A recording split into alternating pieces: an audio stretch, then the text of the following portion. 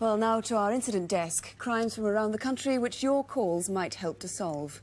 Tonight, police need your help with the mystery of a body washed up on a Scottish island. A sex attacker who's struck at least 6 times in 6 months. A Somerset burglary which led to a London auction room. A motorway hitchhiker who raped a young girl. And an armed raid carried out by some well-dressed robbers.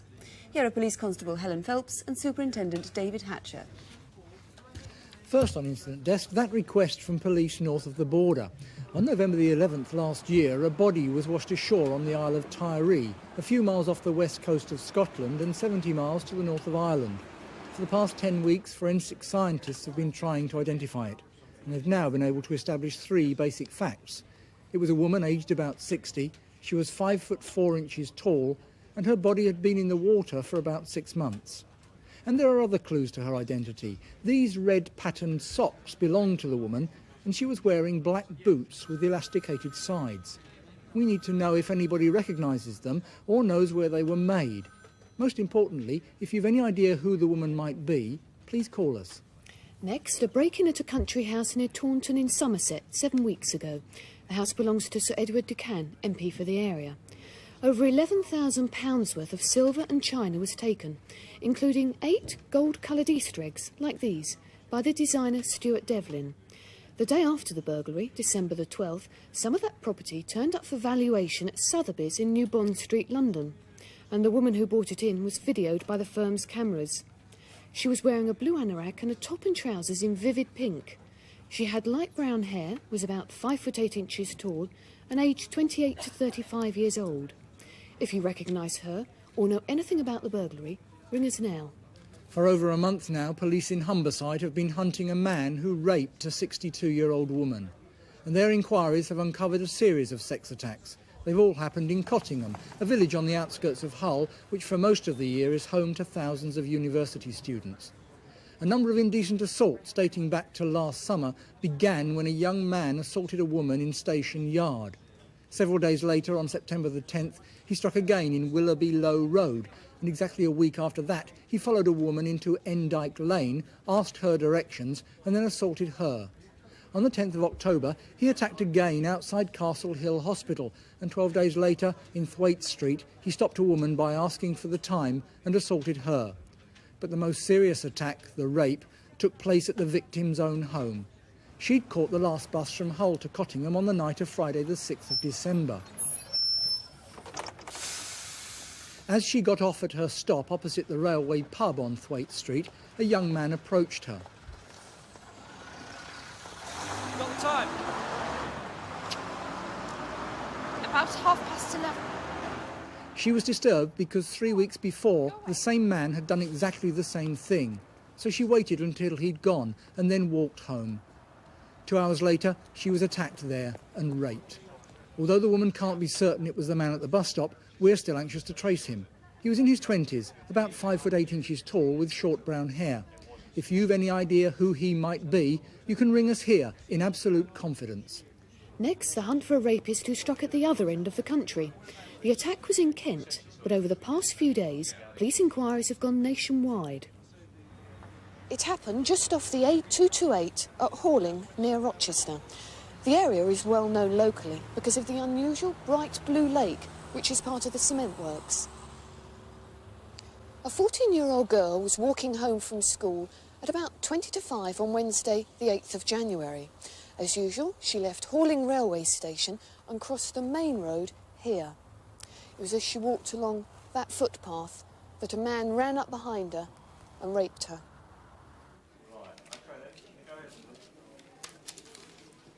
Officers here in the incident room at Rochester have issued this artist's impression of the attacker. He's in his early 20s, about 5'9", with very short hair and a stubbly beard. He was wearing heavy-duty boots, combat trousers, and a light blue jumper with white patches on the shoulders. 69436. Right. OK, much obliged to you. Now, there were 2 sightings of a man dressed like that on the A228 between 4:30 and 5 p.m. The first was here on the roundabout, where a man was seen trying to thumb a lift. The next was by a motorist. Just as he came up to the roundabout, he had to brake sharply. This stretch of the A228 is a new link between the M2 and the M20, and the man may have been hitching a lift towards one of these motorways. Did you give a lift to a man wearing combat gear on that day, Wednesday, the 8th of January? If you did, or if you have any idea who he might be, please ring us. Still in Kent, we're looking for some armed robbers with an expensive tasting clothes and getaway cars who made a fruitless visit to Tunbridge Wells last month.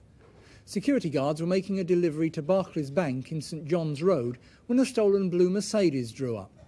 Two armed men threatened the guards and made off with about £30,000 in cash. But on the way out of town, the robbers panicked because when they abandoned the Mercedes, they left behind their clothes, their guns and all the money. One of them must be a particularly snappy dresser because he left us this silk jacket. It's one of only 6 still in this country, and they're designed by Giorgio Armani and cost nearly £400 each. If you know whose it is or recognise anything else on our incident desk, ring us now. The number to ring, as always, 01811 8055. That's 01811 8055. And now to our incident desk. Crimes from around the country that your calls might solve. Tonight, police need your help to catch a robber who struck in Belfast city centre, a bogus doctor who's been conning Midlands people for over 4 years, a man who raped a Sussex schoolgirl, and a gang who robbed a post office van of almost £100,000. Here are Superintendent David Hatcher and Police Constable Helen Phelps. First, the hunt by police throughout the Midlands for a man who's committed at least 8 indecent assaults by posing as a doctor.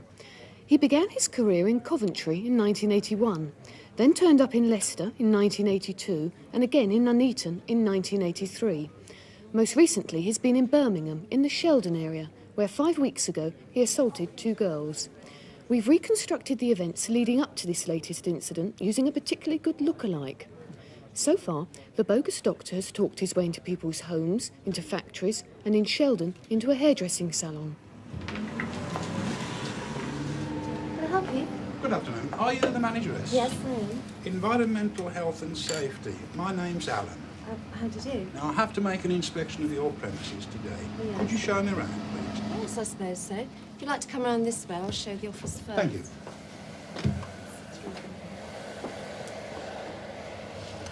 And this is the kitchen through here. Yes, well, that all looks nice and clean. Now, do you have any YTS trainees employed here? Yes, I've 2 girls here at the moment. I see. And have they had a talk from Health and Safety before? Not that I know of, no. I shall have to have a word with them on health and safety at work. Perhaps I could see them one at a time in here. OK, then. Susie, gentleman here from Health and Safety. I'd like a little chat to you. If you'd like to go next door, I'll take care of your lady for you. All right? She and another girl were both indecently assaulted by the bogus doctor. He's quite striking at over 6 feet tall, but his white beard may be a false one. If you know who he is, or think that he may have visited you, then please call us.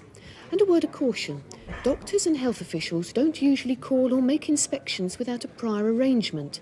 So if you're in any doubt at all, don't let them in. Next, we need your help with a crime committed in one of Belfast's busiest streets. Late in the afternoon of Thursday the 2nd of January, 4 men were involved in a robbery at the National Provincial Building Society on the corner of Berry Street and Royal Avenue. It was just before 5 when they made off with £2,000 stuffed in a white bag. This is a photo of one of them caught in the act. He's 20 to 30 years old, 5 foot 7 inches tall, with a slim build, swarthy complexion and several days' growth of beard. If you think you know him, please give us a ring. For 7 weeks now, police in Sussex have been hunting a man who raped a 14-year-old girl. On Thursday the 9th of January, the girl went on a cross-country run from her school in Crawley. At about 10 a.m, as she ran along the A23 towards Cheels roundabout, a copper-coloured Vauxhall Chevette Estate pulled up in front of her. The driver asked the girl for directions to Horsham. He claimed to be disabled and insisted she showed him the route on a map. At that stage, she was dragged into the car, driven 2 miles along towards Pease Pottage to a quiet country lane where she was raped. We've got a good description of the man. He was between 35 and 40 years old, about 5 foot 10 inches tall, well built with fair hair. The girl remembers he didn't sound like a local, and despite that disabled sticker on the car's rear window, he wasn't disabled. Perhaps the most important clue was the driver's map. It had pencil markings around Dorking with the name Audrey written on it. If you've any idea who the girl's attacker is, or if the name Audrey means anything at all, please ring us in complete confidence. Finally to Bournemouth on the south coast, and a visit from three men who weren't in town for the sea air. Their target was a £90,000 pension delivery, and our reconstruction of their attack was filmed by Crimewatch South. At 9:35 on the morning of Thursday the 23rd of January, the pension money was delivered to the Charminster Post Office. Right, follow that car. Move it! As the convoy tried to pull away, it was blocked in by a bus. Come on, get this block out of the way.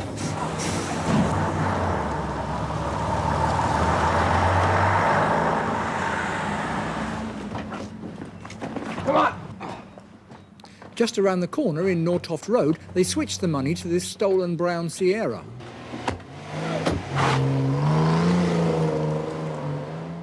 A passing motorist who saw the robbery gave chase, but was soon warned off.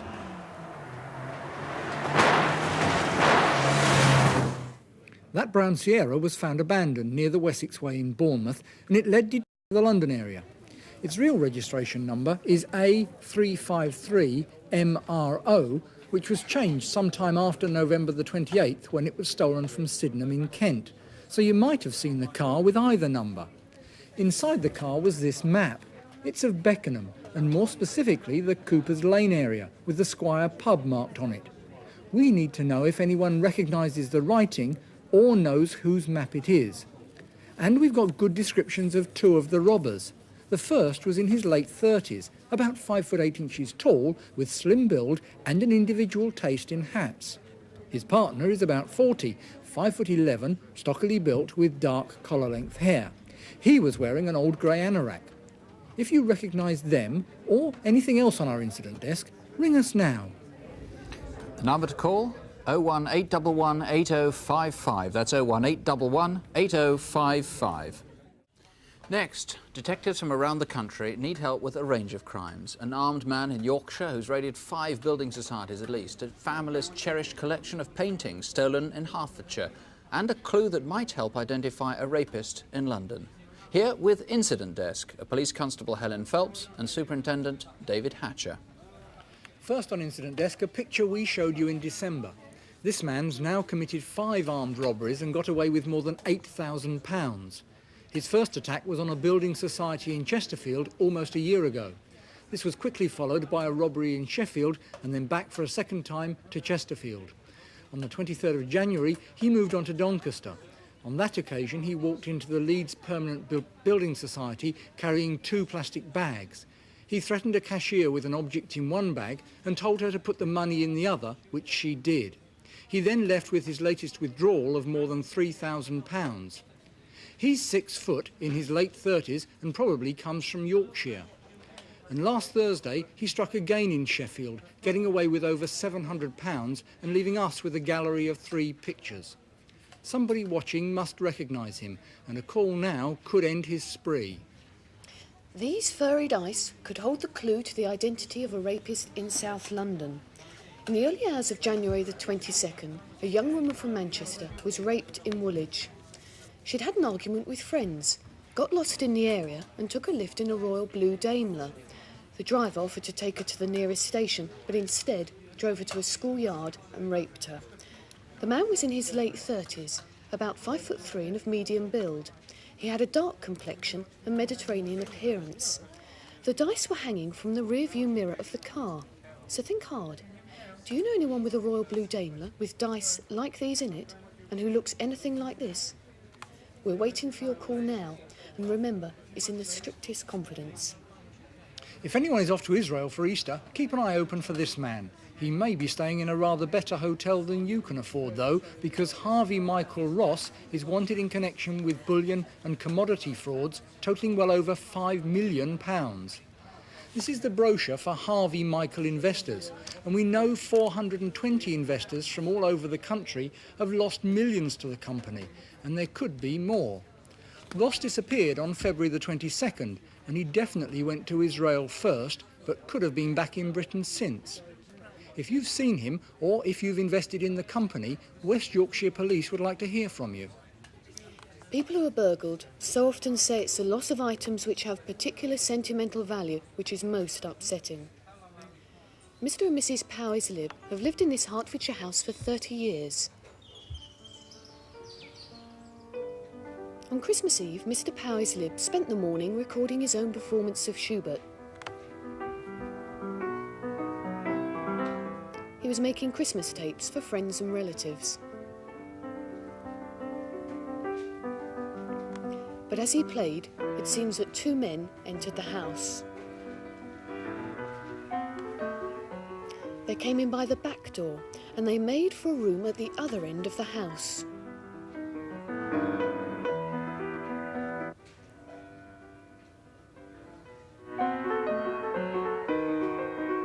The paintings hanging there included various naval scenes and relatives going back 10 generations. They'd been in the family for 300 years.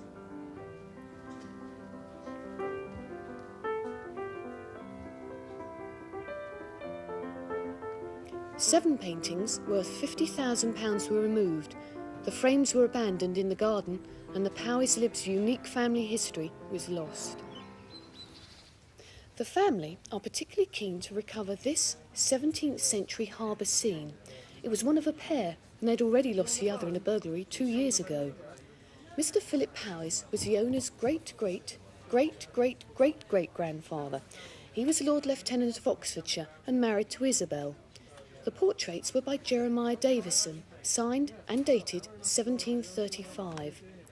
If you've seen any of them, remember without their frames, please ring us and reunite a very old English family.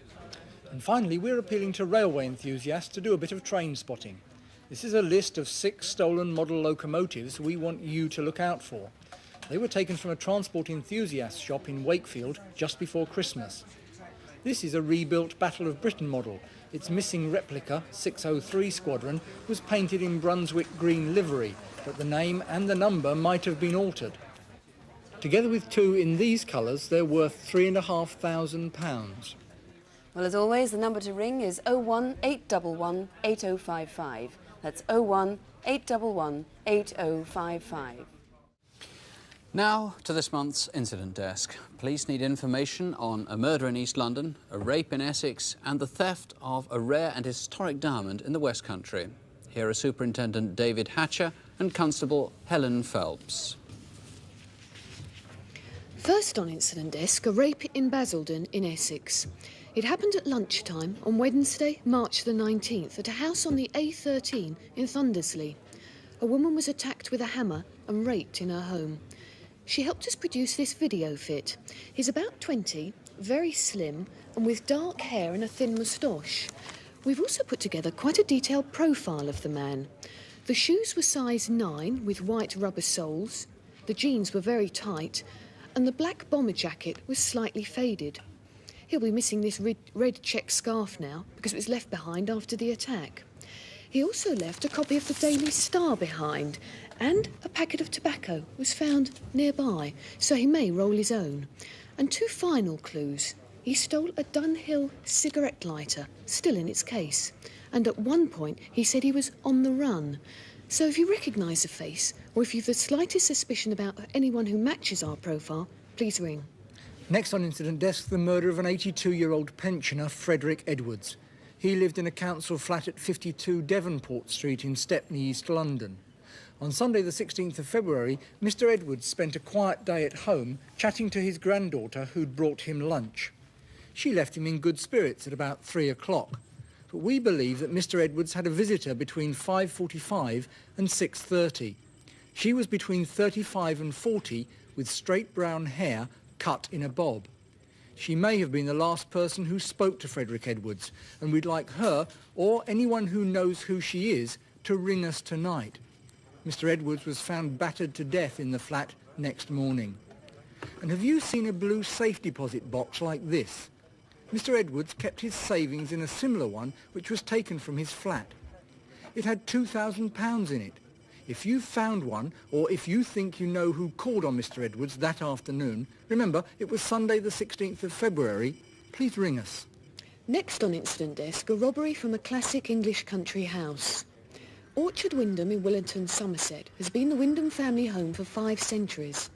On the night of April the 10th, Dr. Catherine Wyndham was alone in the house, and unusually, there were no guards. At about 2 a.m, 5 or 6 men broke in. They stole £60,000 worth of silver and jewellery and left Dr. Wyndham to escape from her bedroom window.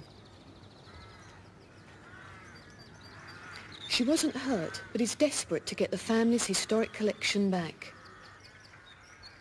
This William IV entree dish, of which 3 have been stolen, depicts the Wyndham crest on the handle, which is detachable, and the Wyndham coat of arms on the front. This George III circular salver also depicts the Wyndham coat of arms. This is a 17th century clock with a false pendulum in which was set a rose-cut diamond with large facets, 1/2 inch by 3/8, and they stole the diamond. There's the diamond, a beautiful oval, rose cut. If any dealer has been offered that, or the silver, and remember, that's marked with either the crest or the coat of arms, then please ring us. And take a look at this green Ford Taunus. It was probably used by the gang, but although we've got the car and the registration number, we still don't know who it belongs to now. It's an unusual number, starting with a Q, so if you know where it came from, please ring us. Police in London are looking for this man. He's made 2 frightening raids on the same branch of Barclays in Limehouse, East London. This was the first attack on the 16th of December last year. He held a customer at gunpoint and threatened to shoot her if his demands weren't met. That time he escaped with £1,700, but he was back at the same branch on the 4th of April and left us this startling picture. We want to find him before he uses the gun, so if you know him, please ring us now. And finally, something for the connoisseur.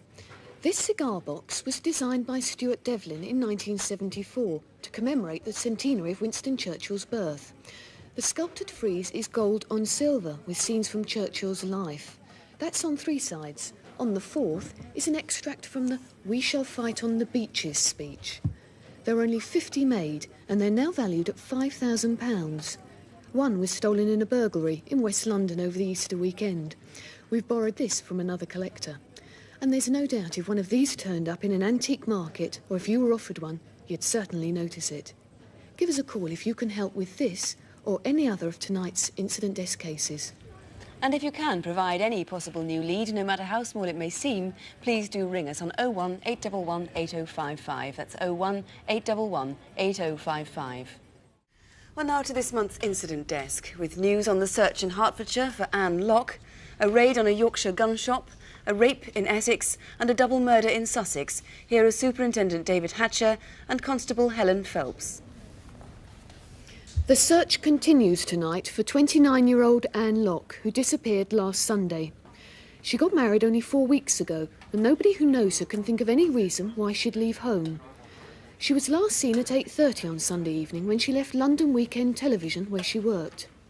Her usual journey home to Hertfordshire took her from Waterloo Underground Station on the Bakerloo line to Oxford Circus, then to the Victoria line to Finsbury Park, where she'd catch a British Rail train to Brookmans Park. She probably caught the 9:38 train that evening, arriving at Brookmans Park at 1 minute past 10. Anne's bicycle, still with the padlock on the back wheel, was found on this footpath. It's about 50 yards away from the station bike shed where she left it that afternoon. Anne was wearing this ski jacket, but without the sleeves. It was blue on the back. She also had a pink sweater and a black leather bag. If you saw her during her journey home, or if you've seen her anywhere since, please call us.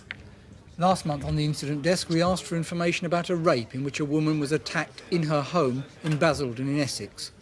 One viewer thought he recognised the video fit we showed, and 4 days later, the 17-year-old youth was arrested and charged with rape. Tonight, Essex police need your help again with another rape in the Basildon area. It happened on Monday the 12th of May in broad daylight, just after midday, in the Trafford House car park in the centre of town. As a woman was parking, she was grabbed from behind, thrown into her car sexually assaulted and raped. The man was in his early 20s and quite slim. The artist's impression is thought to be an extremely good likeness. He also had a tattoo on his neck, just below the left ear. It was about 2 inches across, and the tattooist who did it may remember the man. The word skins, which is in paler blue ink underneath, was probably self-inflicted. And finally, he was wearing a jumper like this. It had plain red sleeves, and the rest was beige with a red fleck. If you think you recognise him, please ring us. Next, a raid on a gun shop in West Yorkshire. The owner and a friend were assaulted and handcuffed at the gunstock shop in Ossett, near Wakefield. It happened on Thursday the 10th of April, and the two raiders stole 6 12-bore shotguns, some ammunition and a lethal rifle. It was a Parker Hale hunting rifle, accurate at up to 400 yards. The fear is that it could be used in other crimes. They got away in a black Ford Sierra XR 4x4. It's a rare car, a powerful four-wheel drive, and there are only 750 black ones on the road in the UK. One of the men was wearing a green check flat cap. He was dressed for a day's shooting with green Wellingtons, light-coloured trousers and a green waxed jacket. If you've seen the gun, the car or the man, please call us. It's a month to the day since Peter Thurgood and Lindy Benstead were shot dead. They were found beside an open car in what's been called the Lovers' Lane near Rake on the Sussex-Hampshire border. Police still need to hear from anyone who might have seen them on that Tuesday morning. Mr Thurgood left his home in Borden at 10:40 and drove to the Old Thorns Golf Club where he picked up Lindy, who worked there. Then they drove through Liphook, down the A3 and into Lovers' Lane. The car was a hired C-registration silver Mazda. It's a busy section of the A3, and somebody must have seen it turn across the dual carriageway into the lane. Someone might also remember a red Ford Escort, which was seen driving slowly around the golf club car park. A similar car was seen in a lay-by off the A3, not far from Lovers' Lane. And a special appeal to a woman who wrote a number of letters to Peter Thurgood. They were posted in Hampshire and signed Kate. It is important that we speak to her. So if you are watching Kate, you can ring us now in complete confidence. And now for something a little different.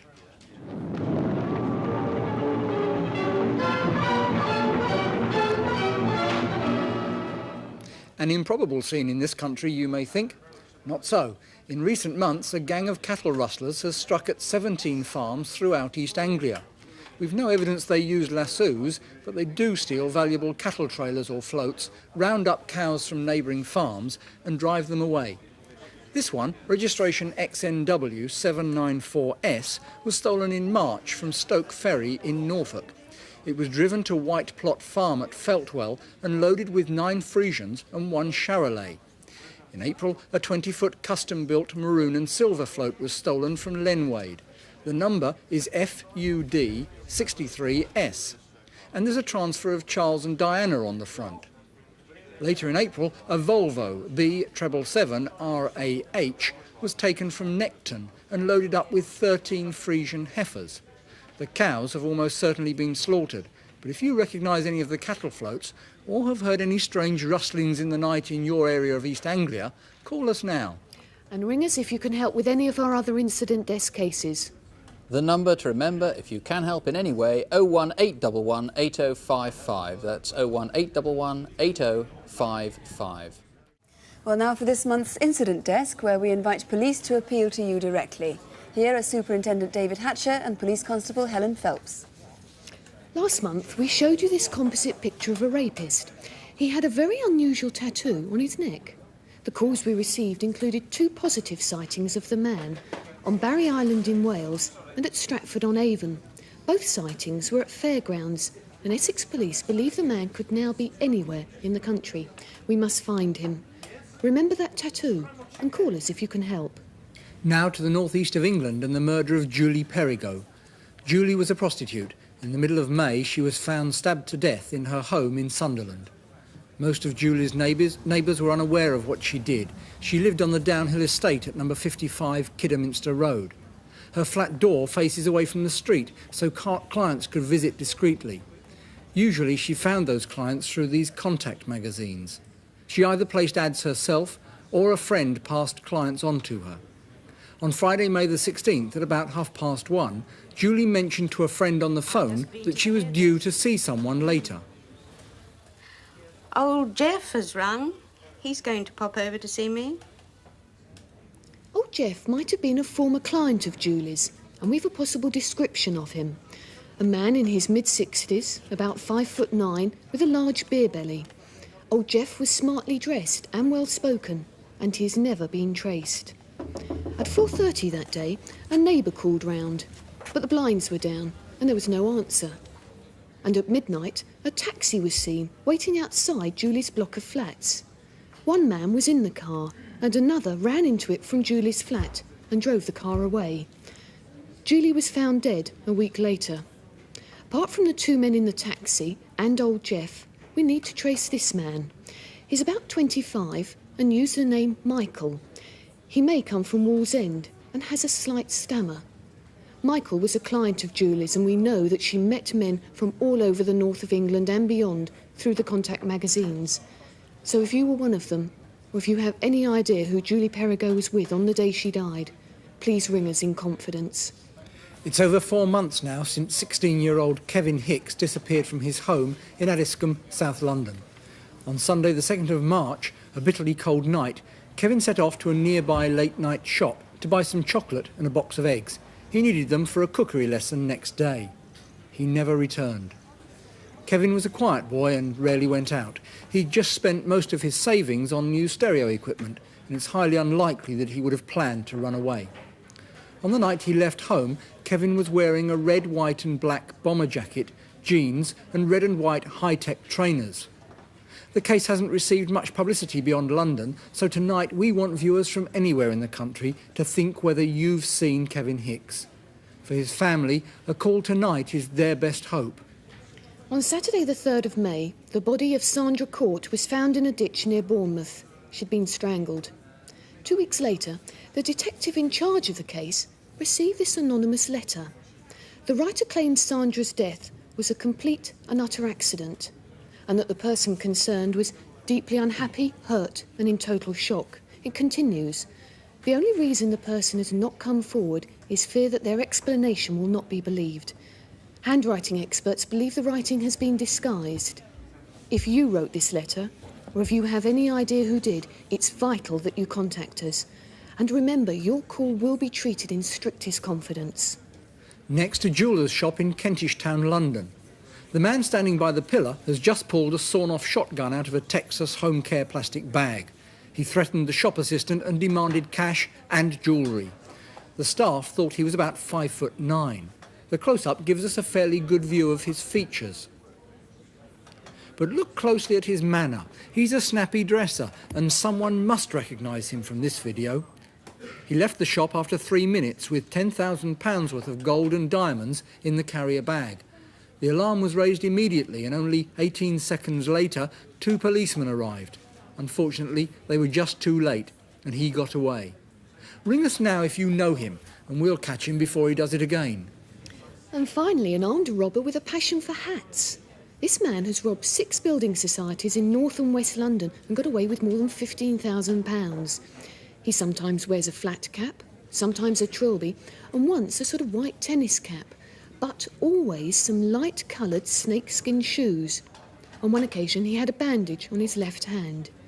If you recognise him, or if you can help with any of tonight's incident desk cases, give us a ring. Here's the number, 018118055, 018118055. Well, now the incident desk. This month, a woman who's been robbing building societies in the West Country and Wales, the kidnapping of a child from Lincoln, and the needlework which could identify a body found in Sussex. Here are Superintendent David Hatcher and Constable Helen Phelps. First, the kidnapping.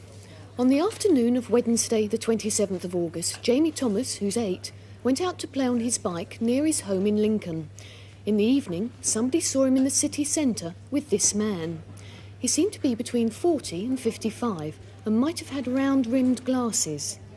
At about 8:30, the two of them were seen again, getting on a train at Lincoln Station. A well-dressed middle-aged woman was seen talking to them on that train. At Newark, she got off and they continued south. We'd like that woman to ring us now. We also want witnesses who saw them on the next stretch. Remember, they had a child's bike with them. Jamie and the man got off the train at Peterborough at 10 p.m. and from then on, we've no sightings of the kidnapper. Jamie only remembers being taken to a house not far from the railway station. He was kept overnight and luckily he wasn't harmed. The next morning, that was Thursday the 28th, he got out and was seen wandering alone around Peterborough. A policewoman found him that afternoon and he was returned safe and sound to his parents. Now, James' bike is still missing. This is a replica and it may help us find out where he was taken. It's a Viceroy Stingray BMX type and in these colours. If anyone's come across one in Peterborough, please ring us. And if anyone saw the man on those trains or elsewhere, we really do need to hear from you. On the 31st of August, a gruesome discovery was made in the Ashdown Forest in Sussex. You've probably read about the case. Detectives are still trying to identify the remains of a murdered woman. Forensic tests have given only a rough description.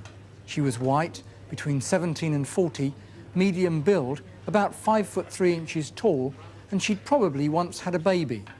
Not much to go on, but you may be able to help us identify the victim or her killer if you recognise the materials which were used to wrap her. First, these curtains. One's a floral pattern and the other's blue acrylic. If you look here, you can see that somebody once took up the hem by hand. They're quite large stitches. If you made this alteration, it's vital you contact us. There was also this Tesco nightdress. Size 12 to 14, it was bought in the last 18 months. And who owned this nylon negligee and nightie with lace inserts and edgings? We need to know who all these belong to. Ring us too if you saw anything odd in the Ashdown Forest around the August bank holiday or shortly before. This is the spot, a lay-by between Nutley and Wych Cross on the A22, the Eastbourne Road. Next, we're looking for this man who robbed the Peterborough Building Society in North London of more than £2,800. About mid-morning, he took one of the staff hostage, brandishing a handgun. It was a Walther automatic.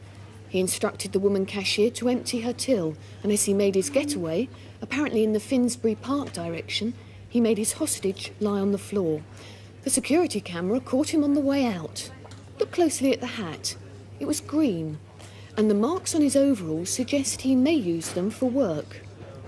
And now to a woman, or what looks like a woman, who's committed 3 building society robberies in Wales and the west of England. We've 3 pictures, but her disguises make it hard to see precisely what she looks like. She's certainly heavily built, but could be anything from 25 to 45. Here in Cwmbran, her hair looked blonde, but staff thought it might have been a wig. She always covers her face with scarves and hats, and sometimes wears heavily framed glasses. She operates on her own, is very cool, and implies that she's carrying a gun. She's worn flat sandals like these on other occasions. Staff at the National and Provincial in Bristol thought she had dark hair. This time she wore a quilted jacket with an Indian print on it and a maroon cotton skirt. If you can see through her disguises and point us in the right direction, give us a ring. Small business premises are always vulnerable to burglaries, and in recent months the East London fashion trade has been badly hit. Here in Hackney, designer and printer Cressida Bell lost £3,000 worth of limited edition scarves in July. Each one is hand screen printed on wool or silk and sold only at exclusive London stores like Harvey Nichols and Brown's. We've only been in business for a short time, and really, it could have almost bankrupted us. It's really a disaster for a small business like ours because we've had 2 burglaries now and they really don't want to insure us anymore. And we found somebody who'll insure us, but it's going to be a 600% increase in premium. The scarves are almost shawl size and cost around £62. Each one bears this Cressida Bell logo and are distinguished by their bold heraldic designs. So if you've been offered scarves like these with that distinctive logo, don't hesitate. Give us a ring. And call us if you can help with any of our other incident desk cases. Here's the number, 01811 8055. That's 01811 8055. Well, now the incident desk. This month we have news from one of last month's appeals, the body in Ashdown Forest, and new appeals from Staffordshire on literally hundreds of thefts of porcelain, and from Darlington, a hit-and-run accident which killed a young man. Here are Constable Helen Phelps and Superintendent David Hatcher. First, two significant developments in the inquiry to identify the body of a woman found in the Ashdown Forest in August. Last month we showed you these curtains which were wrapped around the dismembered remains. We now know that these floral patterned ones are among just 250 which were sold through a mail order catalogue from Empire Stores in Bradford. They were on sale in 1982, and we'd now like to know who bought them. The second curtain, this blue acrylic one, was recognised by a Crimewatch viewer. She actually remembered the stitching she'd done herself on the hem. She sold them a year ago at a car boot sale somewhere near East Grinstead to a small woman in her 30s. Now that woman might be the murder victim, so we desperately need to know where the curtains have been since. It's quite possible that the woman was never reported missing, so please think, particularly in the southeast and since the end of August, do you know of anyone who's gone missing and fits this description? She's white, 5'3", medium build, and she was probably a mother, aged between 20 and 40. Next, a fatal hit-and-run in Darlington. Gary Britton, aged 19, was found dead in Brinkburn Road in the early hours of Saturday, 13th of September. Gary had spent the previous evening at Rumours nightclub. He left the club at 2 a.m. and was driven by friends to Major Street. They dropped him off and then left him walking up towards Brinkburn Road. The time was about 2:15 a.m. 15 minutes later, Gary was found dead in Brinkburn Road near the junction with Major Street. He had suffered severe head injuries. Forensic evidence shows that he was killed by a car or van, which was probably dark red or maroon, and that whilst he was hit, he was already lying in the road. How he came to be there is still a mystery. Now, there are several people who can help. A woman has already rung police and said that she actually saw Gary Britton being run over. We'd like that woman to ring us now, in confidence. And we'd like to hear from a young woman in her late teens or early 20s who was seen running along Willow Road, which runs parallel with Brinkburn Road at about the time of Gary's death. And finally, of course, anyone who was in Brinkburn Road between 2:15 and 2:30 a.m. on Saturday the 13th of September, you may be able to help us identify the driver of the car or van which killed Gary Britton. There was an unusual robbery in Leicester on the 21st of July. That morning, a van was delivering cash to the Bewcastle Grove sub-post office. At the same time, two men were waiting nearby. One was in a wheelchair, and he suddenly produced a sawn-off shotgun from under his blanket and jumped up to attack the post office escorts. As the robbery happened, the second man threatened onlookers with a handgun, and within minutes, those two and a third and a driver made off in a grey Cortina estate. Two clues here: the wheelchair, which was abandoned after the robbery. It's an Excelsior make, it folds up, and it's blue with a canvas back and cream plastic handles. As you can see, a section of the back has been cut out, but there's still some lettering partly visible. If you own this or used it in a hospital or nursing home, give us a call. And secondly, the Cortina estate. It was bought under a false name at a London auction. When it was sold, it was beige, but since then it's been hand-painted all over with grey primer. We'd be very interested to hear about anyone who had a Cortina which they hand-painted grey around the end of June, beginning of July. A team of burglars have struck in Cheshire and Staffordshire at a rate of one theft every day since the beginning of 1985, a total of over 600 burglaries. They've so far got away with over £200,000 worth of Royal Doulton figurines. The gang pick on houses where the figures can be seen from outside. These are typical of the ones that have been stolen. This is Jack Point, the court jester, a rare piece worth £650. And this is one of the more common pieces, Winston Churchill, worth just £50. We particularly want to hear from antique dealers or specialised Royal Doulton dealers who have been offered such objects over the last 18 months. And if you own a Royal Doulton, don't display it in the window. Put a distinguishing mark on it. And if you are getting it valued, only go to a registered dealer. Finally, take a look at these antique matchboxes. They're practically all that's left of a lifetime collection which was stolen from an elderly lady in Lancashire. She's in her late 70s and lives with her older sister. On Friday the 11th of July, the first time they'd been out for months, thieves smashed down their front door and took over 300 Vesta matchboxes. They date from 1875 to 1926, and the designs range from animals and shells to musical instruments. And early advertising logos, like this one for Bass Pale Ale. The brass elephant's head with ivory tusks is identical to about 20 which were stolen. And this is an early advertisement for the Canadian Pacific Shipping Company. It took a range of these bearing the names of different shipping companies. In all, about £3,000 worth were stolen, but to their owner, who travelled the country building up her collection, they're priceless.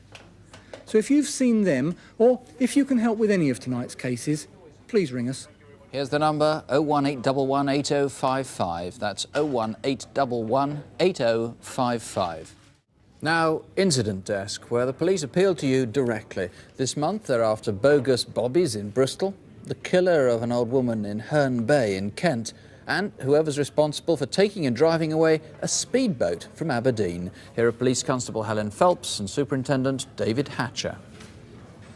First on Incident Desk, 2 armed robberies outside the same branch of Lloyds Bank in Camden, North London. In the first raid, 2 men threatened the guard with a sawn-off shotgun and got away with £25,000. That was on July the 4th. These pictures from another security van were taken on October the 31st. This time the robbers dropped the cash bag when it exploded with dye and smoke. But the pictures contain 2 clues. The Volkswagen Golf GTI disappeared from the scene shortly after the robbery. The number, A68XGN, is completely false. That registration has never been issued. The owner may not know this, but we'd still like to know where the car is now. And we'd also like to know who this is. We can't tell from the pictures whether this man also carried out the first raid, but he clearly did this one. Ring us if you know him. And now a sad case from my own area, Herne Bay in Kent. Mabel Crandell was 89. Since her husband died 10 years ago, she'd lived an almost reclusive life. In the early hours of September the 1st, the fire brigade was called to her bungalow at 30 Station Road. The place was devastated, and she was found inside, battered to death. Whoever had robbed and killed her had started the fire with petrol. Detectives want to trace a BMC van and a man seen with it. He was seen speaking to Mrs. Crandell in her garden the day before she was killed. He's a white man, he's about 30, gypsy looking, and he's got dark hair with blonde streaks in it. What was he wearing? He was wearing one of these. A green combat jacket with epaulets. Now, what about this van? Well, as you can see, it's a J4 BMC van. It's an old one. There's very few of them about, and we couldn't get a brown one today. We had to get a blue, to use a blue one. It was of tatty appearance, it had a ladder rack, and it also had some lettering on the side. The man could be from anywhere. He may be a traveller. He may claim to do odd jobs. He may be selling something. Remember, a brown J4 van and a man with dyed blonde streaks. Seen him? Give us a ring. Next to 3 con men who've been operating all over the country as well as abroad. So far they've got away with £20,000 by cashing travellers' cheques stolen from a travel agents in Hartlepool. They used forged passports as a means of identification, but on 3 occasions bank staff have become suspicious and held the forged passports. This man used the name Paul Alder when he tried to cash stolen travellers' cheques at a branch of Lloyds in Birmingham. A second man used the name Lawrence Carr in London, and like the first, he made off when the staff seized the passport. And this was taken at the Clydesdale Bank in Glasgow. The man here seemed to sense he was being watched and left without completing the transaction. These 3 men could come from Merseyside, and they could be part of a much larger team specialising in travel agency fraud. If you know them, ring us. Our next case involves a sinister type of deception, bogus policemen. On the 14th of October, 2 men called on an elderly lady in Bristol, They claim to be detectives investigating the theft of antiques. But once inside the house, they told Mrs. Newton that she was under arrest and handcuffed her wrists and ankles. One of them was in his late 20s, 6 foot and slim, and while he watched over Mrs. Newton, his accomplice ransacked the house. He was shorter, just 5'5", but stocky. In all, they stole £4,500 worth of antiques, including 3 rather unusual musical bird boxes, like this.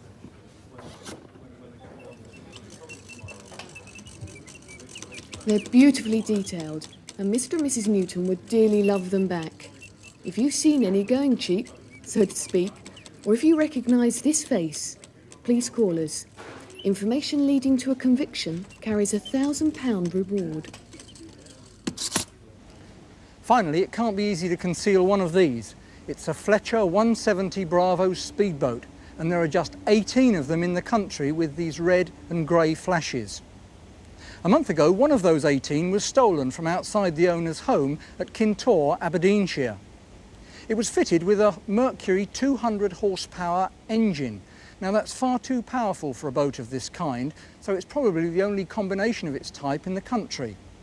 The boat, and there's its serial number, was towed away on its trailer during the night of October the 14th. So if you've seen a speedboat like this heading south and its last sighting was near Perth, then please ring us. And call us too if you can help with any of the other incident desk cases. And as always, the number 01 811 8055. 01 811 8055. Well, now for Incident Desk, where we invite police officers to appeal to you directly. Tonight, news of arrests in Liverpool in a fraud case, how a stolen speedboat made its way home to Aberdeen, and in Hampshire, the show dogs who've been kidnapped from their kennels. Here are Constable Helen Phelps and Superintendent David Hatcher. First news from last month. £36,000 worth of travellers' cheques were stolen in Hartlepool and cashed at banks from London to Glasgow. Following calls to the programme, a man has been arrested in Liverpool. We're still anxious to identify this man, though. We think he comes from Merseyside, but he might be anywhere in Britain now. And you may remember that last month they had me outside Television Centre in the pouring rain with a speedboat similar to one stolen from near Aberdeen. Well, it was worth it. 6 days after the programme, a viewer found the boat in woods near Blaydon, as in the races. It's now back with its owner in Scotland, who's delighted.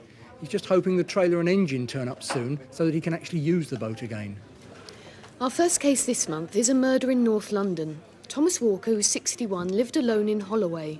On Tuesday, September the 9th, someone got into his home, beat him up and tied him to a chair with lamp flecks. As a result, Mr. Walker died of a heart attack. That afternoon, a neighbour saw a man talking to Mr. Walker on his doorstep. He was in his early 20s, stocky and with brown hair, and he's never been traced. The other clue comes from this lamp. Forensic experts took a photograph of a shoe print from the base of it.